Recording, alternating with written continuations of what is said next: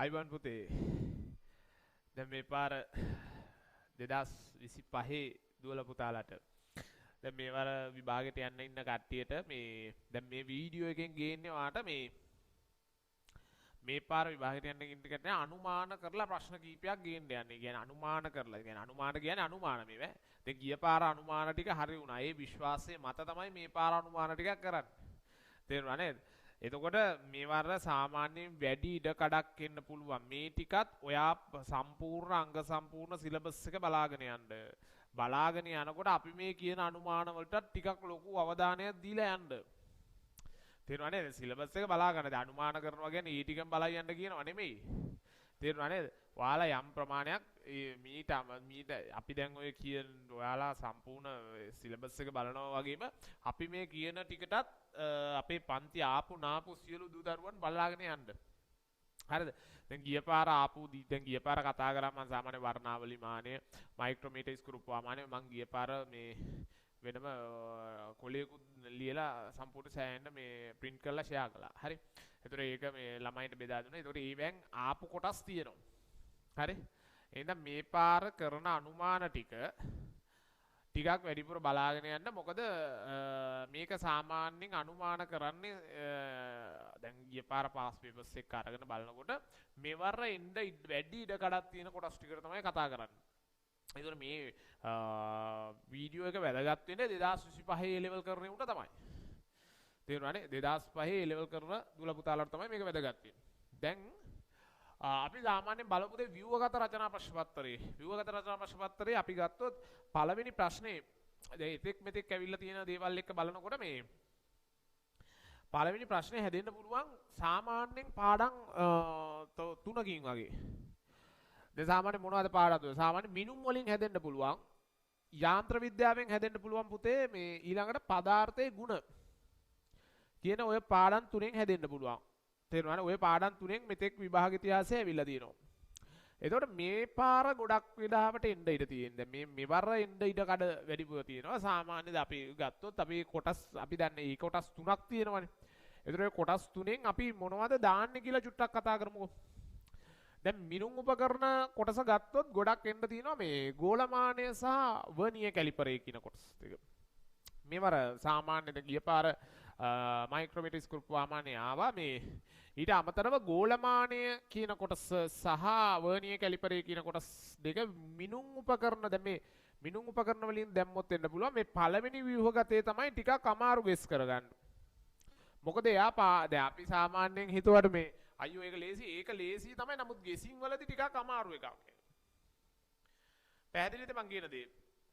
ගෙසින් වලදී ටිකක් අමාරු එකක්. නම් සාමාන්‍යයෙන් ගත්තොත් මෙයා ගෝලමානය සහ වර්නියර් කැලිපරේ ඉන්න පුළුවන්. ඊට පස්සේ යාන්ත්‍ර විද්‍යාව ගත්තොත් යාන්ත්‍ර විද්‍යාවේ මේ U නලය බර යොදු පරීක්ෂණ නලයක් මගින් ද්‍රවයක ඝනත්වයේ සෙවීම සහ ගූර්ණ මූල ධර්මය කියන කාරණා ටික එන්න පුළුවන් යාන්ත්‍ර විද්‍යාවේ. තේරුණා නේද? දැන් මේ බර සමහර වෙලාවට ඝනත්වය සම්බන්ධ ප්‍රැක්ටිකල් එකක් එන්න ගොඩක් ඉඩකඩ වැඩි. තේරුණා නේද? සාමාන්‍යයෙන් ඝනත්වය සම්බන්ධ ප්‍රැක්ටිකල් එකක් එන්න ගොඩක් ඉඩකඩ වැඩි මේවර. ඊට අමතරව අපි ගමුකෝ සාමාන්‍ය පදාර්ථයේ ගුණ යටතේ ගත්තොත් ජෙගර්ගේ ක්‍රමය මගින් ද්‍රවයක පුෂ්ටිඝාතය හොයන්න පුළුවන්. යන්නේ මේ වගේ පැත්තකුත් දාන්න පුළුවන් 10 වෙනි එක හෙව්වෝ 10 වෙනි ප්‍රශ්නෙට අපි ගමුකෝ පදාර්ථයේ ගුණ යටතේ ප්‍රැක්ටිකල් එක ආවා. මොකද 2019 ගොඩක් වෙලේට ඇවිල්ලා තිබ්බා පදාර්ථයේ ගුණ ආශ්‍රිත ප්‍රැක්ටිකල් එකක්. තේරුණානේ 2019. ඒතර මේවර සාමාන්‍ය දාන්න දැන් අපිට අර පළවෙනි ප්‍රශ්නේ ගෙස් කරන්න ටිකක් හරි අමාරුයි. මොකද ඒකේ පාඩම් තුනකින් ඇවිල්ලා තියෙනවා මෙතෙක් විභාග ඉතිහාසයේ. පැහැදිලිද මං කියන දේ? ඒතර මේ පාර එන්න පුළුවන් U නලයක් යාන්ත්‍ර විද්‍යාවෙන් මේ තුන එන්න පුළුවන්. හරිද? U නලයක් බර යොදු නලයක් මගින් පරීක්ෂණ නලයක් මගින් ද්‍රවයක ඝනත්වයේ සෙවීම සහ ගූර්ණ මූල ධර්මය මේ ටික එන්න පුළුවන්. නමුත් ඊට අමතරව ජෙගර්ගේ ක්‍රමය මගින් ද්‍රවයක පෘෂ්ඨඝාතය සෙවීම පළවෙනි ටික මේ සෙන්ට් එක තමයි එන්නේ. ඒ කියන්නේ පාඩම් තුනකින් සාමාන්‍ය පාඩම් තුනකින් දාන්න පුළුවන් ඒක. හරිද? ඔය පළවෙනි ප්‍රශ්නේ පළවෙනි ව්‍යුහගත එක. ඔය ගොඩාක් කතා කරන දෙයක් නෑ. ඔය සෙට් එක තමයි තියෙන්නේ. ඊට පස්සේ දෙවෙනි ප්‍රශ්නය ගත්තොත් දෙවෙනි එක ගොඩක් වෙලේට හැදෙන්නේ මේ දෝලනහ තරංග ආලෝකය කියන එකෙන්. මේවර ගොඩක් එන්න පුළුවන් කාරණයක් තමයි ධ්වනිමානය කියන එක. ධ්වනිමානය එන්න පුළුවන් සහ අනුනාද නල මගින් වාතයේ ධ්වනි ප්‍රවේගයේ සෙවීම මේ දෙක එන්න පුළුවන් බොහෝ විට මේ දෙක ගොඩාක් ගෙස් කරලා එන්න පුළුවන් කාරණා එක. ඊට අමතරව හදිස්සිය හරි දැන් මේ චුට්ටක් විභාග පේපර් එකේ හිටපු ගමන් වෙනස් කරන සමහර වෙලාවට පිට පිට ආලෝකය දාන අවස්ථා තියෙනවා. එහෙම ආවොත් අවදි කෝණ මගින් ප්‍රිස්මයක ප්‍රිස්මය හා ද්‍රවයක වර්තනාංකය හොයන එක. ඔයාලා දන්නවා අර මේ ප්‍රිස්මයක් තියලා ඒකට ද්‍රව කඳක් දාලා මේ විදුරු කඳක් එක්ක ආපහු සම්බන්ධ කරන එක. මේක එන්න ඉඩ කඩ අඩුයි. මේ දෙක ගොඩක් වෙලේට එන්න ඉඩ කඩ තියෙනවා මේ දෙකෙන් එකක්. එනේ ඒ ටික බලා ගන්න. දෙවෙනි ප්‍රශ්නෙට. ඊට පස්සේ අපි ඕම ගත්තොත් මේ දැන් මේ දෙවෙනි ප්‍රශ්නෙට ගන්න මෙතෙන්ට එන්නේ. දැන් මේවා අනුමාන කියන්නේ මේ ටික ධ්වනිමානය ගත්තොත් ධ්වනිමානයේ කාරණා ප්‍රධාන වශයෙන් ප්‍රැක්ටිකල් දෙකක් තියෙනවා. ඒ ටික හොඳට බලා ගන්න. ධ්වනිමානයට ගොඩක් බරයි මේ පාර. තේරුණා නේද? ධ්වනිමානය එන්න පුළුවන් ගොඩක් අවස්ථාවක නැත්නම් අනුනාද නල මගින් නැත්නම් අවදි කෝණය මගින් ප්‍රිස්මයක හා ද්‍රවයක වර්තනාංකය. ඊට පස්සේ තුන්වෙනි ප්‍රශ්නය ගොඩක් වෙලාවට එන්න පුළුවන් ප්‍රධාන කොටස් තුනකින් මේ ප්‍රැක්ටිකල්.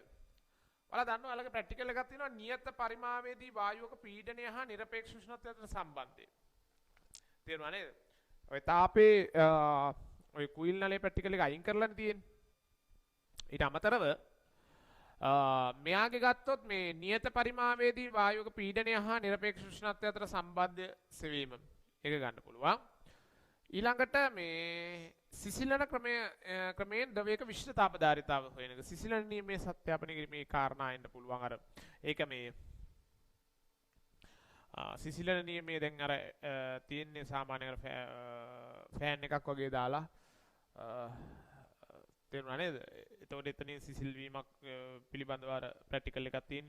සිසිලන නියමයෙන් ක්‍රමයෙන් ද්‍රවයක විශිෂ්ට තාපධාරිතාව සෙවීමේ පරීක්ෂණ ය තමයි කතා කරන්න තියෙනවා ගොඩක්. ඊට අමතරව මිශ්‍රණ ක්‍රමයෙන් ඝන ද්‍රව්‍යක විශිෂ්ට තාපධාරිතාව සෙවීම. අර යකඩ බෝලවල අපි හොයන්නේ විශිෂ්ට තාපධාරිතාව. මේ තුන එකක් එනවා ගොඩක් වෙලේට තාපේ ප්‍රැක්ටිකල් එකට. මේ තුනට වැඩි අවධානයක් යොමු කරන්න. මේ දෙකට වැඩි අවධානයක් යොමු කරන්න. හරිද? මේක මේ ගෝලමානය වලින් මේක තමයි ටිකක් අර ಜಾති තුනකින් තියෙන හින්දා ටිකක් මේක ජෙගර්ගේ ක්‍රමයේ මගින් එක පොඩක් බලා ගන්න. ඒක මම සමහර වෙලාවට මගේ ළමෙන් මම දැම්මා අන්තිම වතාවත් වීඩියෝ එකක් කළා වෙනම උගන්ලා වෙනම නෝට් එකත් එක්කම.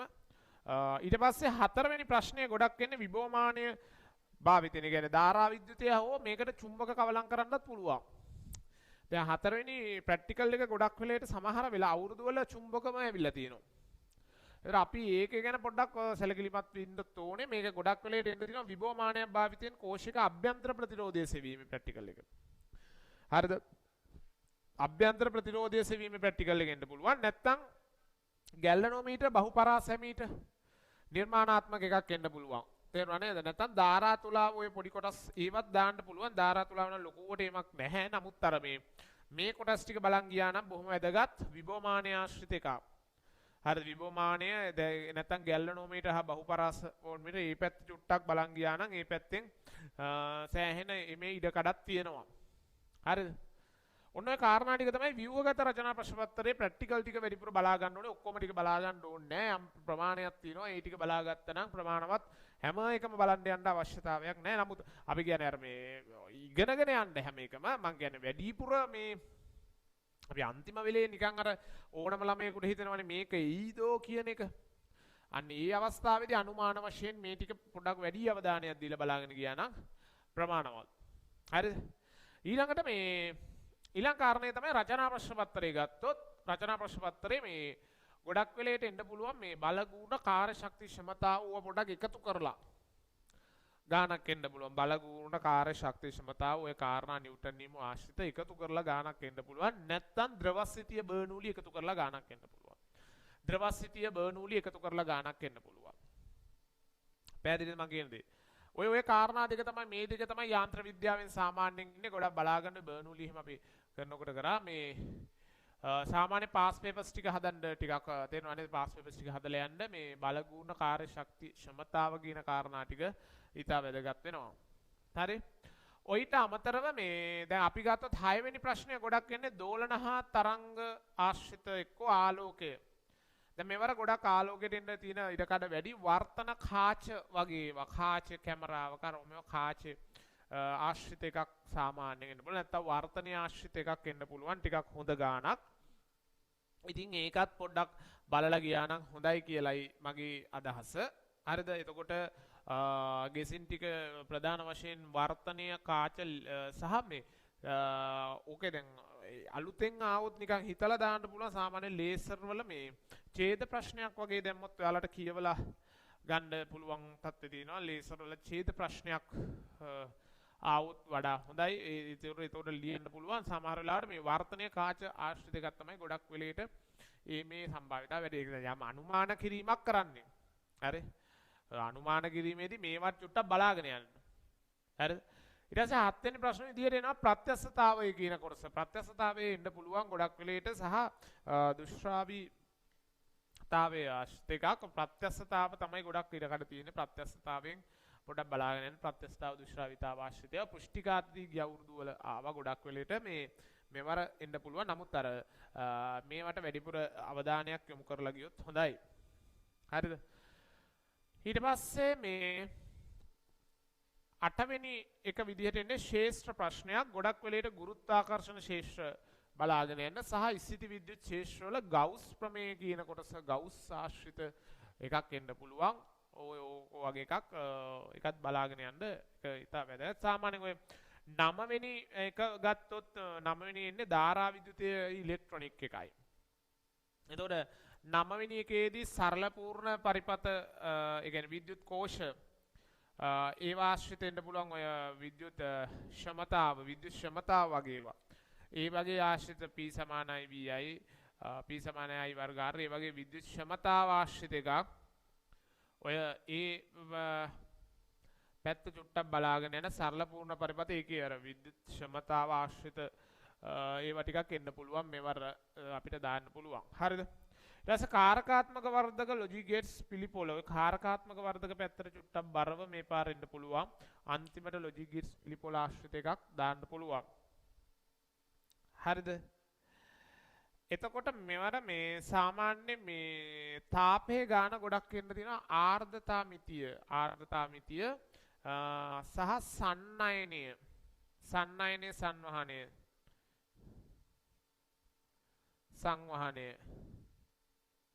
ඔන්න ඔය පැත්තට බරව ඉන්න පුළුවන් මේ පැත්ත ආර්ද්‍රතා මිතිය සහ සන්නයනය සංවහනය කියන කාරණය එන්න පුළුවන් මේකේ මේ 10 වෙනි ප්‍රශ්නේ ඒ කොටසට හරිද ඊළඟට ඔය මේ B කොටසේ ඉන්නේ ගොඩක් වෙලේට මේ 11 වෙනි පාඩමෙන් තමයි ඉඩකඩ තියෙන්නේ. එතකොට 11 වෙනි පාඩමේදී පුතේ අපිට කතා කරන්න තියෙන ඒවාන් ගොඩක් විදිහට ගන්න පුළුවන්. ඩී බ්‍රොග්ලි ප්‍රකාශ විද්‍යුතාචරණ වගේ ඒවා. ප්‍රකාශ විද්‍යුතාචරණ ඩී බ්‍රොග්ලි එතනින් ගියාපුවාම ඔන්න ඔය පැත්තට පොඩ්ඩක් බර වෙන්න පුළුවන්.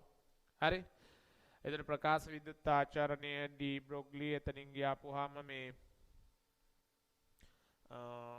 දැනට ඔය දෙක තමයි ගොඩාක් වෙලේට ඉන්න ඉඩකඩ තියෙන්නේ. අර න්‍යෂ්ටික විකිරණශීලීතාවයත් එන්න පුළුවන් ගොඩක් වෙලාවට න්‍යෂ්ටික විකිරණශීලීතාව ආව මොකද ඒකට ලොකු මේවකක් මම දෙන්නේ නැහැ න්‍යෂ්ටික විකිරණශීලීතාව ඒක එකපාරක් ආවා හරිද ගොඩක් වෙලාවට මම මේ උඩින් ලියලා තියෙන ටික තමයි ගොඩාක් එන්නේ මේ ඩී බ්‍රොග්ලි ප්‍රකාශ විද්‍යුතාචරණයට ලොකු වැඩි ඉඩකඩක් තියෙනවා එන්න හරිද එතකොට දැන් ওই විදිහට තමයි ওই කාරණා ටික ගැලවෙන්න පුළුවන් උපරිම මේවටත් පොඩක් යම් කිසි මේ අවධානයක් යොමු කරන්න මොකද ඔයාලට වැඩි වෙලා මේ වෙලාවල් මේ දවස්වල වීඩියෝස් බලන්න වැඩි වෙලාවල් නැහැ. ඉතින් මේ යම් කිසි කුඩා කාලයක් හරි අරගෙන මේක බලන්න ඕන වීඩියෝ එකක් 2025 උන්. හරිද? එහෙනම් හැමෝටම හොඳින් විභාග ලියන්න හැමෝටම හොඳට මේ අපේ පන්ති ආපු සියලු දරුවන්ට හැමෝටම හොඳට එක්සෑම් එක ලියලා හොඳ රිසල්ට් එකක් ගන්න ඔයාලගේ හොඳ ප්‍රතිඵලයක් එක්ක කියන්නේ කරදරයක් නැතුව විභාගේ ලියා ගන්න ඔයාලට මේ ටික වැදගත් වෙයි කියලා මම හිතනවා. එහෙනම් හැමෝටම මේ 2025 විස් පේපර් එක සයන්ස් කරන ළමයින්ට සයන්ස් කරන කට්ටියට 2025 ෆිසික්ස් පේපර් එක හොඳට ලියා ගන්න ලැබේවයි කියලා හිතනවා. මේ එහෙනම් පුතේ මේ ටික බලයි යන්න මේ කියපු ටික ඔයාලට ආයිබෝන්.